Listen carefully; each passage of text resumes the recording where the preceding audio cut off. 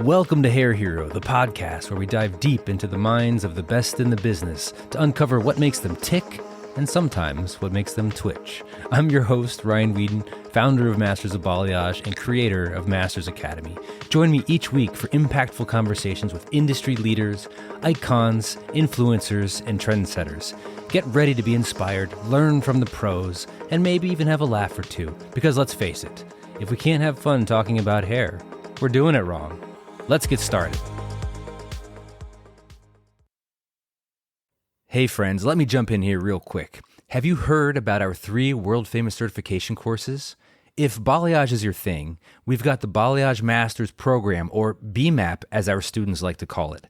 If blonding is your thing, we've got the Blonde Masters certification course. And if extensions are your thing, we've got the Extension Masters certification. We call these the trifecta of the world's highest earning specialties. That's because if you master just one of them, you'll be madly successful. But if you master all 3, you'll absolutely dominate the game. Charge what you want, work where you want, work when you want. All of these comprehensive programs fast-track your experience and make you an expert faster. From modern fundamentals all the way to advanced mastery with topics like full bleach-outs, zigzag foliage, and hybrid blonding, and with extension masters things like hidden placement, modern beadwork, and stitching, you'll gain years of education in just days. With hours of immersive video training, color theory, skill strategy, accountability, live training, not only will you feel completely transformed by the end of the program, as if you've accelerated through years of hard work, you'll also gain an unstoppable confidence to not just raise your prices in value, but to create the life you want as a certified specialist. You know that feeling you get when you return home after a hair show and for a few days you feel like you can do anything? Well, imagine feeling like that every single day without the feeling fading. Now that's what our programs give you. Try one, try both, or go all in and try all 3. Some of our best students have already taken the course multiple times. That's how good they are. Register now and see for yourself at www.mobnext.com. That's MOBNEXT.com. Mobnext.com, where hairstylists get ahead and stay ahead. When we met, I don't know what day it was. I think it was a Wednesday. It was the middle of the day. You were having a beer. You're having a beer. Talk to me about this journey, man, from actor to hairdresser and then on to the stratosphere. Well, it's definitely been a journey. And I'd say my whole life has been a battle against conformity, where society tells you to do one thing. They say you should go to school, you should get married, you should have kids, you should follow a certain plan. And if you don't follow that plan, the world is uncertain. But in reality, what that's doing is it's actually kind of making us very robotic. It's going against our general purpose. And I feel like we all have a purpose, and it's about tapping into that. It's about finding the courage to look inward and decide, does this feel right? Does this feel like where my soul wants to go? Do I need to become a doctor like everybody tells me to? And I tried that. I'm like, no, I don't want to be a doctor. First of all, I'm not smart like a doctor. I don't have doctor smarts. I want to be more creative. I'm an entrepreneur. I want to build something bigger than myself. And I knew that following this societal plan that people say this is what you should do and this is how you should move forward in life, I decided to write my own story. And I felt a lot more fulfilled in that. Although you do find yourself going back and forth. I did a lot where I would try different things. I would start businesses, or I would think they would be a business, or I think it would work, and it didn't. And then I'm like, well, crap, maybe they were right. Maybe society was right. Maybe I should do what my parents say and go back to school and be a doctor. I'm like, I'm not going to be a freaking doctor. But I know that my parents in general, and they just want what's best for you. They want you to have a nice, stable life that's fulfilling. But that's a very traditional way to look at things. So talk to me too about the fact of, like, when you're starting something, most people don't have the courage to stop it. Most people that I see, they start in on something and we're taught, don't quit, don't quit, don't quit. I read a book, Tony Hsieh. He said probably one of the best things you could ever do is to quit. And I was like, wow. And it shocked me. And then he started to talk about it. If it's not working for you, it's okay to shift and do something else. When you were acting, right? I see actors that were actors forever, but they're actually at Cheesecake Factory, right? Right. What gave you the strength to be able to move on to something else? And when do you know it's the right time? One, I was broke. So I'm like, hey, Mom, can I move back in? Another reason was I think I was just chasing the money. I was chasing the limelight. I loved acting. I loved the idea of being on stage and putting myself out there. But I think I became an actor. I moved to New York City because I thought that I was going to be famous and make a lot of money, and that would solve all my problems and all the world's problems. And then I realized, okay, maybe I'm just being a little bit too superficial with this. There was part of acting that I really enjoyed, and that was tapping into myself, learning more about me, and being more vulnerable to audiences. So I liked that aspect of it, but being an actor, that was not the path for me. And I realized that, would I be okay 20 years from now, waiting tables, still trying to get roles? And I decided, no, I want to have more in my life. I want to have a better future. I want to do it on my terms, not wait for the right casting agent to be like, you're the right one. I want to be like, no, I know I'm the right one. I'm going to make my own movie and put myself as the star. So when you did that, you transitioned into hairdressing, right? And I see a lot of times, and being in the industry 29 years, I see a lot of times kids do the exact same thing. Where, well, when I say that, I guess it would be the exact opposite, because they get in it and they get in it for the shine, and they work at it. And the average, I don't know if you know this, but 75% of the kids who graduate from school within 2.5 years are out of the business. Wow. And that number is shocking to me, right? So they get in and they go at it, and then they're just like, I'm out. Mm-hmm. You actually created a whole different genre in the hair industry and created your own path. Talk to us about that. Well, I think another stat I saw too recently was that, I don't know how accurate this is still, but I think it's probably pretty right on. The average hairdresser makes a little bit over $30,000, $35,000 a year.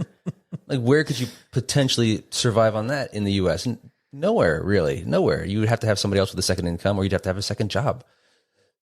Again, I think even as a hairdresser, we give ourselves a label, and people give us a label as a hairdresser, as a hairstylist. They say, like, you're when are you going to get a real job? And you're not going to make that much money. You're just a hairstylist. There's not a big future for you. And even with how you market yourself and get clients before Instagram, before social media, you basically just sit in your chair, read Us Weekly, and hope the front desk says, hey, Ryan, you got a new client today. Oh, great. Awesome. And then you build up your client over several years, and hopefully you get some people to stick around, come back, and maybe if you're lucky, you build up a full clientele along the way. I actually worked, I got my license in 2003, and by 2007, I was not happy. I wasn't seeing my potential, and I was actually with somebody that said, Ryan, you're a hairdresser. You're not good enough for me. And I didn't really. This is a whole other. You were dating somebody. I was married to her. You were married to a woman, and she said, you're a hairdresser. You're not good enough. Right. Did she say it in those words? She said, look at my friend here. He's making all this money. Look at this. And you're just a hairdresser. She's like, it's not good enough for me. You're not making enough money. And she's like, you need to get a real job. And honestly, I did not see the potential in myself as a hairdresser. Wow. So it just wasn't there. You were either a celebrity hairdresser all over the place, and the internet wasn't even really that big then. But where were you, Ryan? Why didn't we meet at that time? I mean, why didn't we meet? This is 2000 what? 2007. Okay, so in 2007, we had just started our company, right? We had just started the company, and we started the company based off of building, 6-figure earners. You know what I'm saying? Like seeing these kids, 19, 20 years old. I had a kid come to me and tell me after 8 years of working together, four of those in 6 figures, and just told me, I don't see a future here. Wow. Yeah. Where were you, Ryan? I wish I was there. Okay, there we go. I didn't know anybody like you.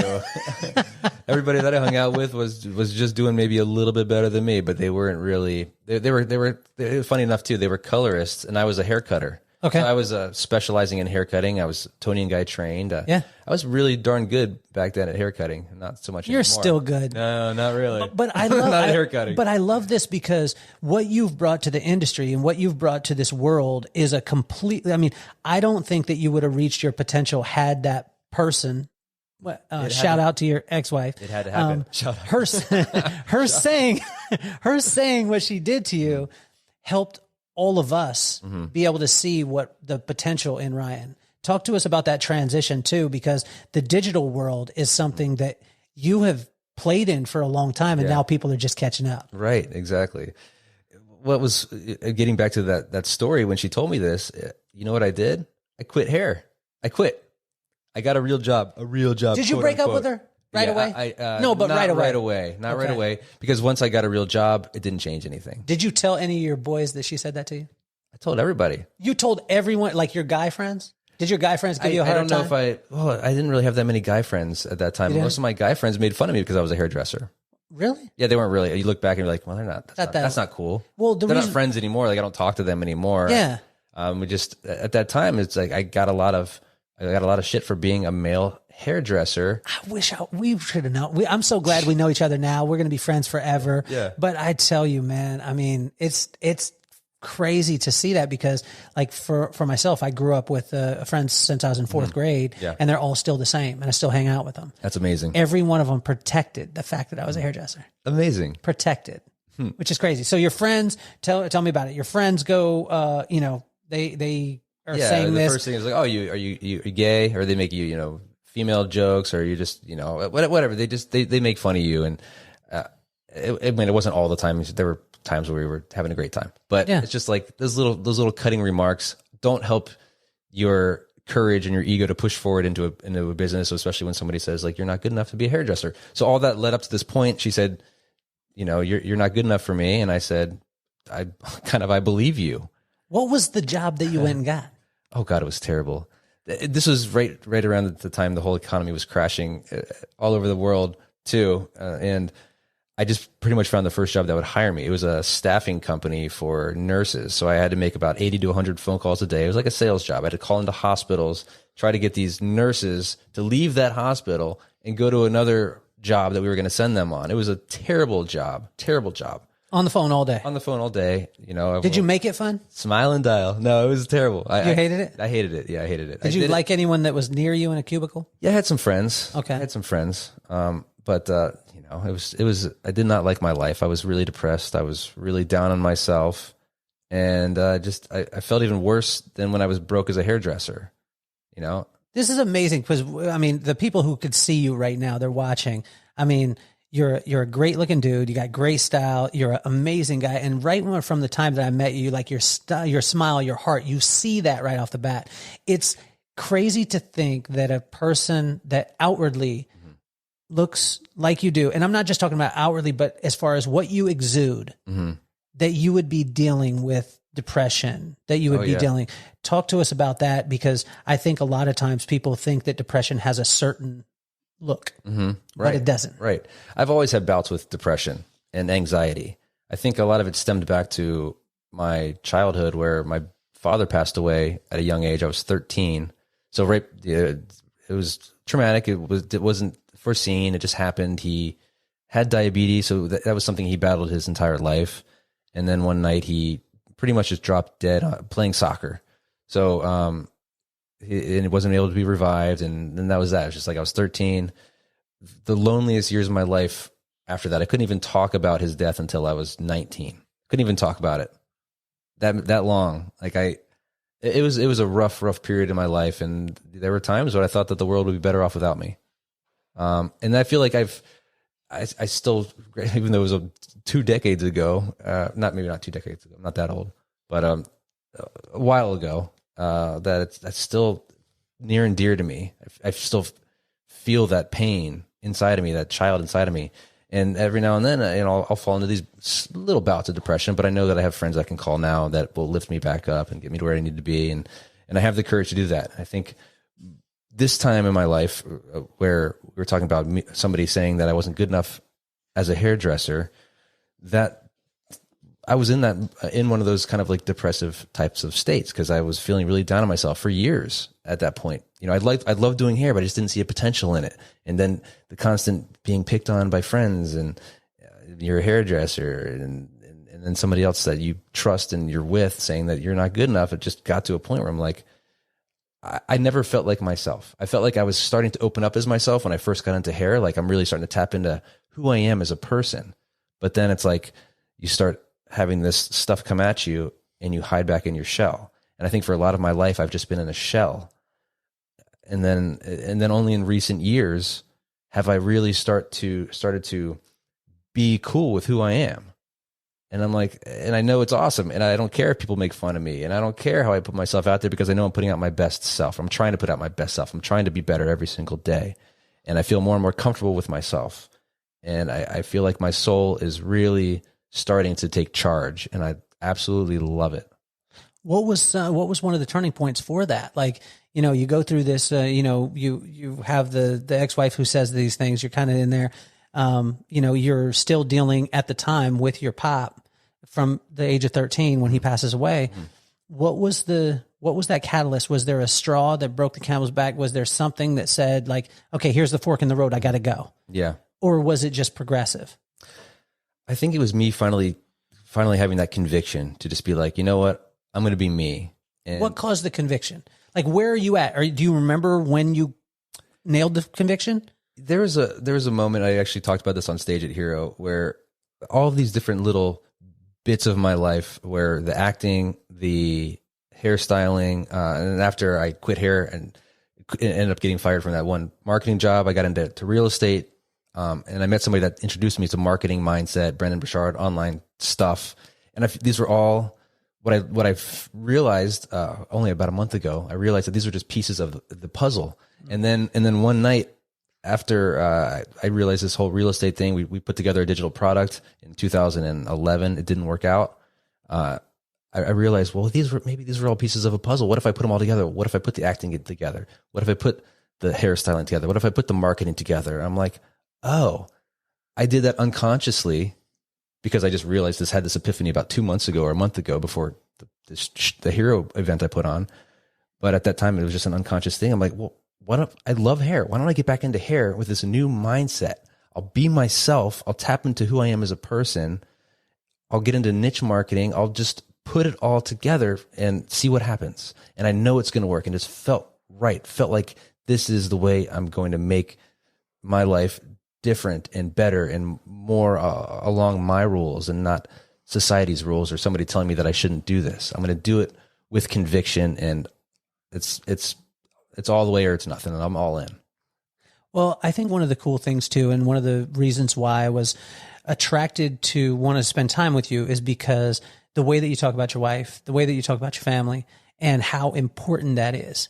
Now, most people, when they are hard charging like yourself and as successful as you are with Masters of Balayage, with the Hairpreneur, a podcast, and all the different digital marketing aspects of you, a lot of times people get hard charging and then their relationship suffers. Mm-hmm. How have you been able to make your family a priority? Well, I think I just love my family. And not to say that other people that are working hard don't love their family, but the way I've designed my business and the way I focused, even my mindset, you know, right now I know that it's easy for me to make money. And it's like I never had that mindset before until I started making money, and then realized like I know how to make money and I can make money fast if I want to. Money's never going to be a problem. And knowing that, I'm like, okay, well, why am I working so hard? What am I doing all this for? So I can spend more time with people that I love. Mm. And if I don't keep that in synergy, then what's the point? It doesn't matter how much money in the world I have if I'm not happy, if I'm not spending time with people that lift me up, that make me feel full. And that's my kids, and that's my wife, and taking vacations. So my goal is always to put out huge value to help hopefully millions of people, and do it, you know, half days, you know, because I've also felt that too. It's like you don't need to work 40 hours a week. Sure, at times you need to burn the candle at both ends, and if something's being launched or you're coming out with something new. And at the beginning of almost any successful entrepreneurial business, you need to work your butt off. But at some point you got to say, okay, does this need to happen today? Okay, does this need to happen today? And when the answer is no, and you can start to spread your time out more wisely, be more productive, you can get a full day's worth of work in a lot of times in about 3 or 4 hours if you just sit down, put some headphones on, and focus.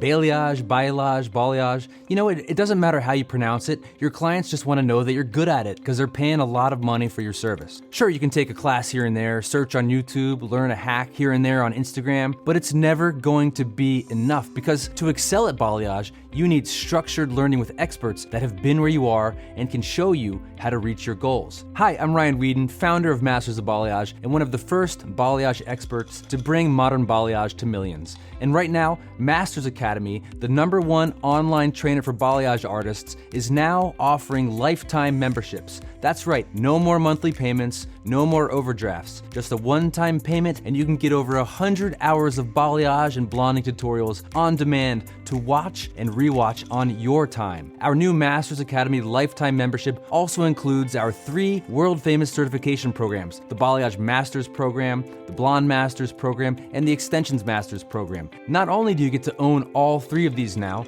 you also get Master Certified. So if you're stuck, lacking that balayage confidence, or just need an awesome excuse to raise your prices, Masters Academy is the answer. And right now, you can save $100 off any lifetime membership. Just go to www.mobmastersacademy.com and use code MYLIFE at checkout to redeem your $100 off promotion. I'm gonna say it again, so go grab a pen and write this down. Go to www.mobmastersacademy.com and use code MYLIFE and redeem your promotion now.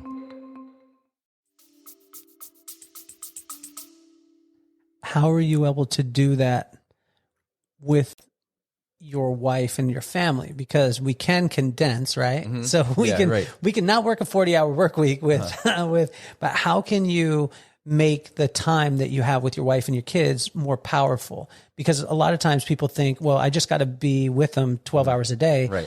But if you're with them 12 hours a day and you ain't paying attention to them, that's a job. It doesn't matter, right? Right. So how are you able to flow that, or does it flow into the family, and does it relate there too? You have to separate time. So when I'm at work, I'm at work. When I'm at home, I'm at home. And by that, I mean, the phone's away. I'm just fully engaged on my family. I'm connected with my kids. I'm not somewhere else. I'm present. And I think that was something that I had to teach myself, where it's just like in the biggest distraction always is our phone. And unless you're using your phone to take pictures of all the things that are happening, put the phone down, really get to know your kids, really listen to your wife, and just hang out with them. Just be present as much as possible when you're with them. If your pop was still around, what would you want to say to him today? What would I want to say to him? I'd say, let's go grab a beer, catch up. or how am I doing? I know you've been watching. How do you think he thinks you're doing? He knows he knows I'm doing well. He's really happy. It's funny. I haven't talked to a medium or anything in a while, but I did once before, and he's just, they connected and just laughing. He's having a good time. I got a little of my personality from him, and I know he's proud. So what do you say to the person, the kind of old school person that's like, you're talking about all this digital, you got this digital business. That's not a real business, right? Because you hear this kind of stuff, right? I think you hear the same kind of opposition against us as hairdressers when we first started off. And with our transition, with my transition from the professional beauty industry into the digital world and things like that, a lot of people were like, I don't understand. Like, tell me what it is. Okay, where do you go? What do you do? And they just get confused. Right. How do you help, or do you even spend any time to understand it? Yeah, it's remember when Instagram first came out, hairdressers are like, oh, I don't have time for that. I don't want to be on that. Now you have to be on it if you want to grow. It's like it's something you have to do.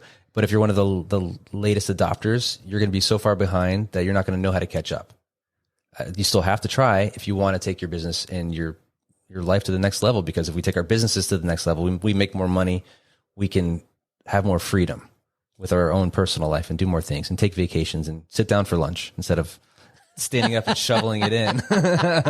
So tell me what's the kind of Star Wars now, where in 2011, when you started to do some digital stuff, I mean, that wasn't a common theme. Once the pandemic hit, everyone was like, I'm digital. Mm-hmm. You know what I'm saying? Right, like, yeah. I've got a podcast, I got this, I got that. Everybody went the exact same way. And, some people lasted a month or 2 months or whatever it was. What's that thing that people think that you're weird now that you're like, no, you guys are all going to catch on to this? I've been doing this since 2017 when it wasn't really a big thing. People were just starting to do it. And it's funny because I felt like I was late to the party then.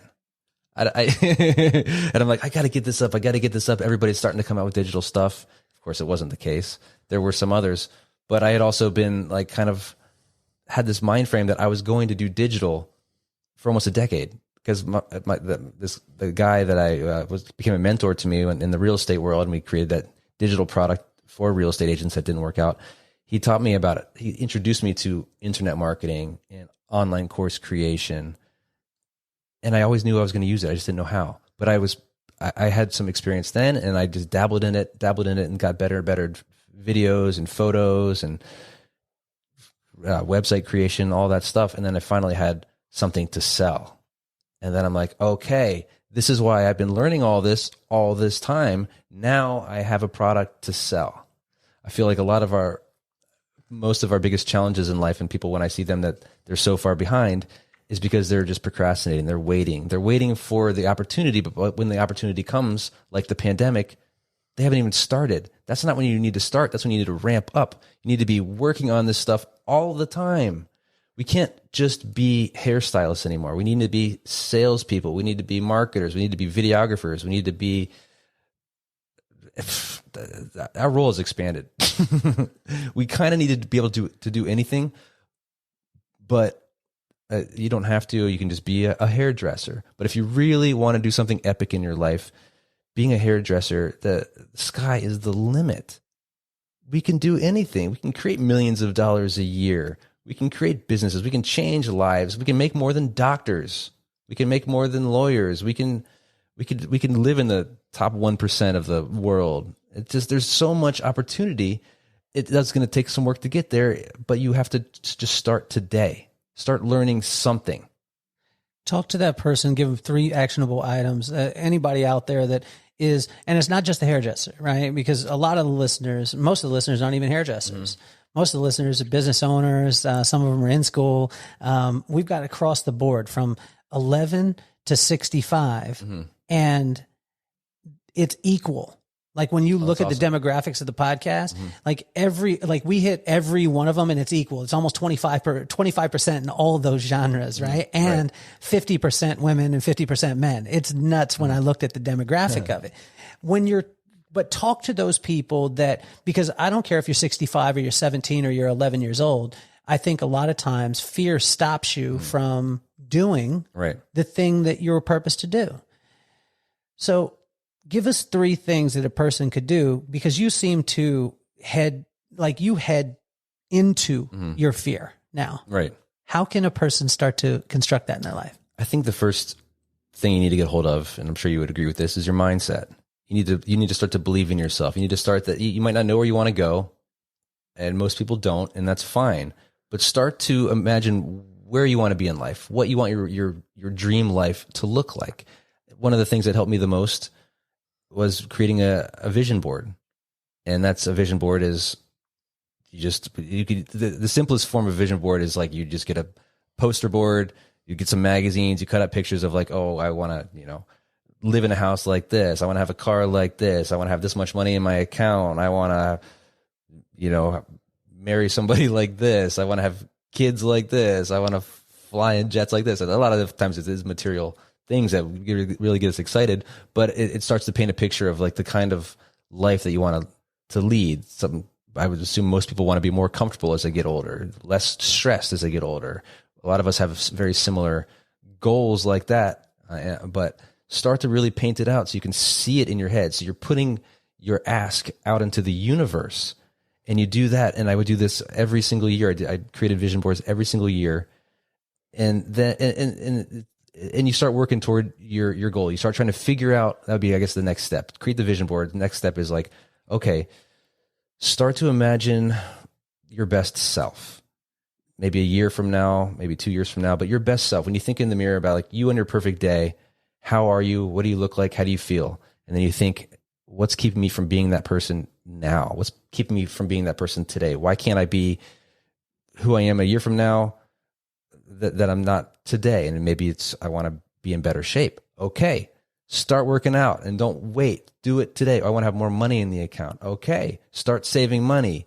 Do something. Even if it's $1, just start to build the habit. You don't have to go balls to the wall and just get it all done in 24 hours. It's just like take little steps. When people talk about side hustles, if you want to create a business or open your own salon, same thing. Just take little steps. Start learning the salon. Go to YouTube. Go to take a course.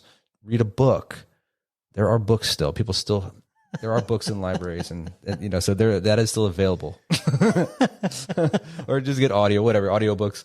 But start taking proaction. And a third thing is it's surround yourself with the right people. If people are bringing you down, they're not lifting you up, they're not promoting you, they're not saying, you've got a great dream, go for it, I support you. If they're trying to knock you down because they for who knows what reason, they're not the right people. You're the average of the 5 people you hang out with the most. So choose wisely. Well, the whole reason why I started the podcast, Ryan, is because of my kids. My son just turned 10. We took him to Disneyland. The kid is on fire, crazy personality, and just absolutely loves life. My daughter is 12 years old, about to be 25. She is all heart. She's a phenomenal artist, and she just has, she has this heart for every single thing, loves things, loves people, and just amplifies everyone around her. I wanted to take iconic people like yourself, and I wanted to show those two, Maddox and McKenna, that icons like Ryan Whedon are not superheroes. They're simply human beings who have a phenomenal attitude and great work ethic. So if you could use their names, Maddox and McKenna, what advice would you give to Maddox and McKenna? Maddox and McKenna, I would say, be true to yourself. Have courage to be who you want to be. Be nice to your dad and your parents, your mom. Listen to them, but make sure you follow your own path. Listen to what they say because they have experience and everything. And I know they support you wholeheartedly, but you still have to find your own path. And you might not know where it is, but be true to yourself and believe in yourself. Thanks for tuning in to Hair Hero. If you enjoyed this episode, please leave us a 5-star review. It helps us reach more listeners just like you. And don't forget to screenshot this episode and share it on Instagram, tagging us at Masters of Balayage. We'd love to see your posts and share them.